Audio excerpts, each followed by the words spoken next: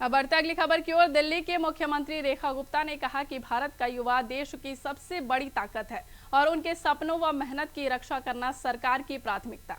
उन्होंने कहा कि प्रधानमंत्री नरेंद्र मोदी के नेतृत्व में केंद्र सरकार छात्रों को निष्पक्ष, पारदर्शी और विश्वसनीय परीक्षा व्यवस्था उपलब्ध कराने के लिए लगातार काम कर रही है। रेखा गुप्ता ने पेपर लीक जैसी अनियमितताओं पर सख्त कार्रवाई की भी बात कही है। उन्होंने यह भी कहा है कि दोषियों के खिलाफ कठोर कानूनी प्रावधान किए जा रहे हैं ताकि परीक्षा प्रणाली में भरोसा कायम रहे। मुख्यमंत्री ने कहा कि सुरक्षित, पारदर्शी और निष्पक्ष परीक्षा व्यवस्था से युवाओं के भविष्य को मजबूत किया जा सकता है। वही आपको बता दें कि उन्होंने यह भी कहा कि सरकार का उद्देश्य छात्रों को बेहतर अवसर और न्यायपूर्ण व्यवस्था उपलब्ध कराना है। मुख्यमंत्री रेखा गुप्ता ने क्या कुछ कहा, सुनाते हैं आपको। विश्व के सबसे बड़े लोकतंत्र के सबसे बड़े लोकतांत्रिक नेता श्री नरेंद्र मोदी जी, जो अनडिफिटेड लीडर हैं, और वो अनडिफिटेड लीडर क्यों है ये सब जान चुके हैं। जिस तरीके से उन्होंने पेपर लीक केस में स्ट्रॉन्ग स्टेप्स उठाए, फास्ट ट्रैक कोर्ट्स बनाई, और केवल बनाई नहीं,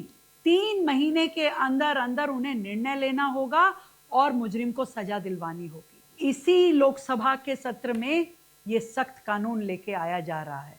10 साल तक की कड़ी जेल और 10 करोड़ रुपए का जुर्माना।